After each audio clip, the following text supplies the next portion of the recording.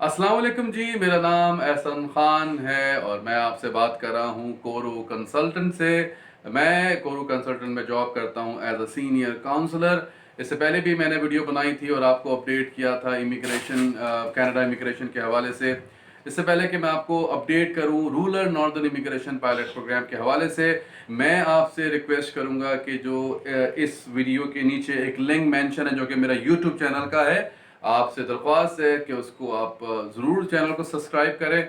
उससे होता क्या है कि आपको जो मैं रेगुलर बेसिस पे अपनी वीडियोस अपलोड करता रहता हूं, तो आपको you will get every now and then updates मिलती रहेंगी कनाडा इमिग्रेशन के हवाले से, उनके सारे कैटेगरीज के हवाले से। इवन जर्मनी हो गया या न्यूजीलैंड हो गया, स्कॉलरशिप हो गई, दूसरे इमिग्रेशन प्लान्स हो गए, आने वाले इमिग्रेशन प्लान्स, सब चीज़ों को मैं अपडेट करता रहता हूं। तो आपसे रिक्वेस्ट है कि आप ज़रूर मेरे चैनल को सब्सक्राइब करें जिसका नाम है द क्रेडिबल एडवाइस। अच्छा जी, मैंने जो लास्ट वीडियो बनाई थी और मैंने बताया था कि किस तरीके से आप इस ग्रैंड अपॉर्चुनिटी को अवेल कर सकते हैं। देखिए, इस चीज़ को समझिएगा, ये समझने की बात है। ये जब कोविड-19, ये जो कोरोना वायरस जब आया था, तो हम सबको यही लगता था कि आने वाले वक्तों में इमिग्रेशन का प्रोसेस बिल्कुल ही ख़त्म हो जाएगा और जिनकी केसेस पेंडिंग में थे वो बिल्कुल ही पोस्टपोन हो जाएंगे फॉर एवर, और नए आने वालों का तो सवाल ही पैदा नहीं होता। ये बिल्कुल बिल्कुल बरक्स बात हुई है इससे। उसको मैं आपको लॉजिकली समझाता हूँ। देखिए हुआ क्या, जनवरी में उनकी एक कम्युनिटी ओपन हुई थी जिसका नाम था सुसैट मेरीन, राइट। तो उसके बाद फौरन से कोविड-19 आफ्टर द फरवरी, इमीडिएटली कोविड-19 का इफेक्ट हुआ पूरी दुनिया में, हमारे मुल्क में, तमाम एवरीवेयर। तो जाहिर है एम्बेसियां बंद हो गई, इंटरनेशनल फ्लाइट्स रुक गई, हम लोग परेशानी में थे कोविड-19 कोरोना वायरस की, और हम इसी में ही परेशान थे। तो किसी के दिमाग में ये नहीं था कि किस तरह से कनाडा की जो इमिग्रेशन का सिस्टम है, हाउ दे विल रिएक्ट। और हुआ बिल्कुल डिफरेंट इसके इस सिलसिले में। हुआ क्या बेसिकली, जब एक कम्युनिटी ओपन थी और कोविड-19 का इफेक्ट हुआ, तो होना क्या चाहिए था कि जो एक कम्युनिटी ओपन थी वो भी बंद हो जाना चाहिए थी टेक्निकली, जाहिर है क्योंकि कोविड-19 आ गया था। तो उन्होंने अपनी कम्युनिटीज को, क्योंकि ओवरऑल रूरल नॉर्दर्न में 11 कम्युनिटीज हैं जिसमें सिर्फ एक कम्युनिटी ओपन थी उस वक्त। आपको पता है आज कितनी कम्युनिटीज ओपन है उसमें से?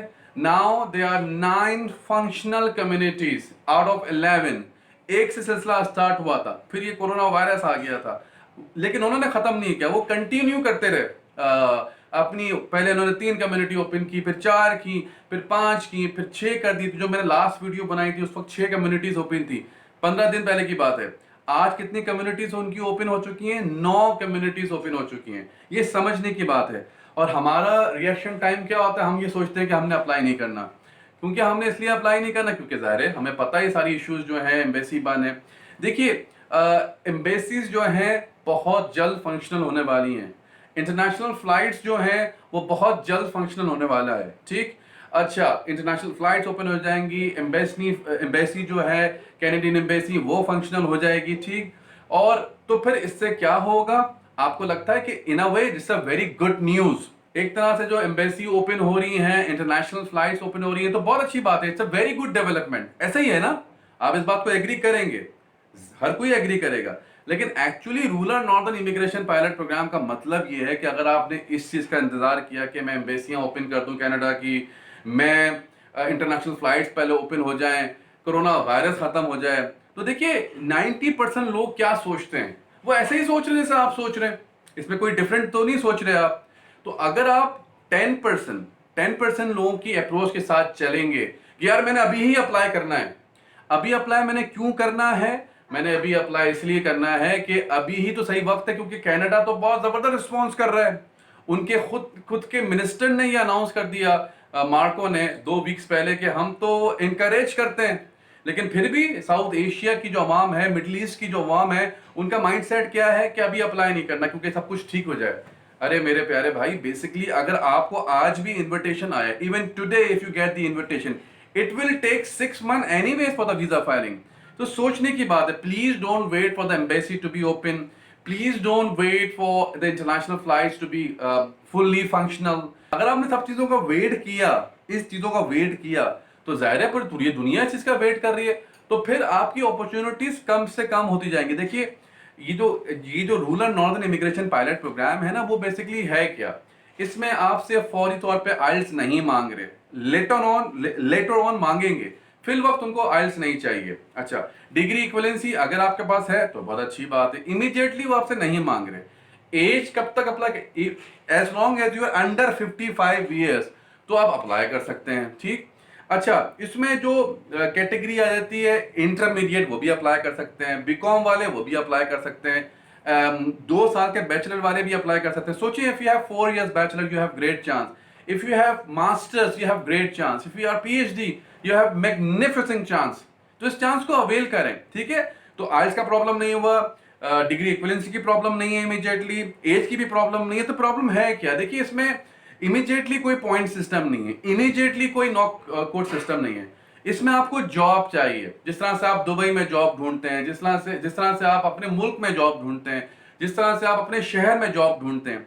अब देखिए, हमारी इस चीज में ना खास एक्सपर्टीज है एज कोरू कंसल्टेंट, क्योंकि हम ये जॉब असिस्टेंस को हम देते आए हैं, हमारी इसमें खास एक्सपर्टीज है।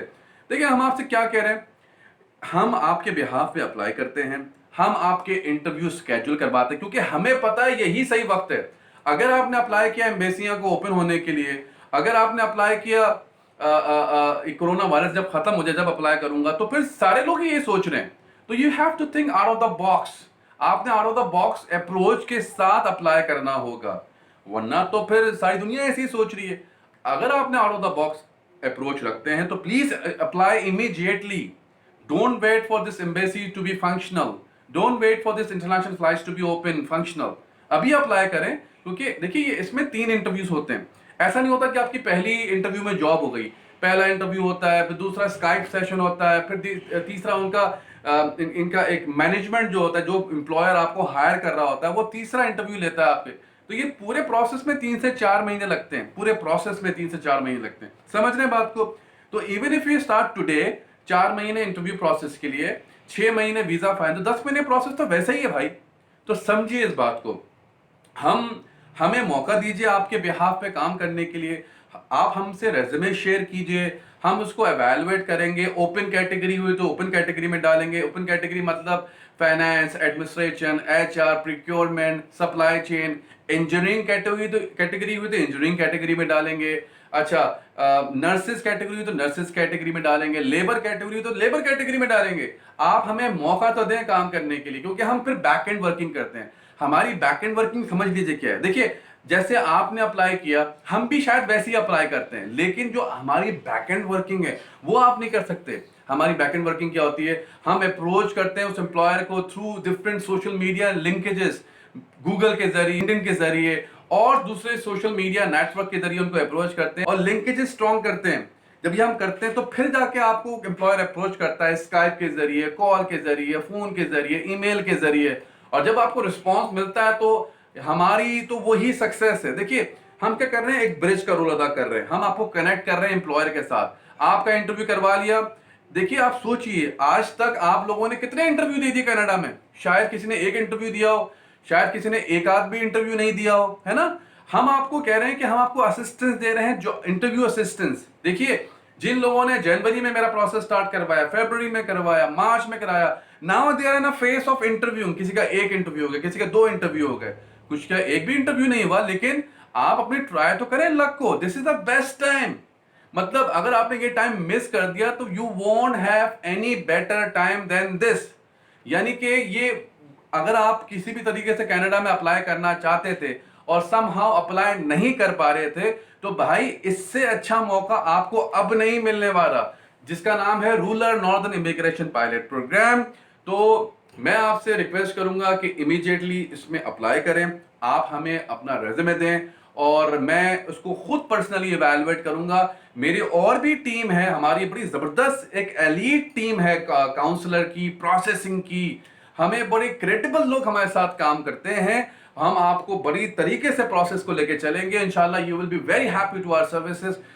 मुमकिन है कि हमारे कोई और काउंसलर आपसे कांटेक्ट करे, मुमकिन है कि मैं खुद आपसे कांटेक्ट करूं, ठीक। तो ये चीज को हम लेके चलेंगे इंशाल्लाह ताला। समझने की बात ये, जो कोविड-19 है ना, बेसिकली ये सबके लिए एक अजाब है। It's bad for everybody, isn't it?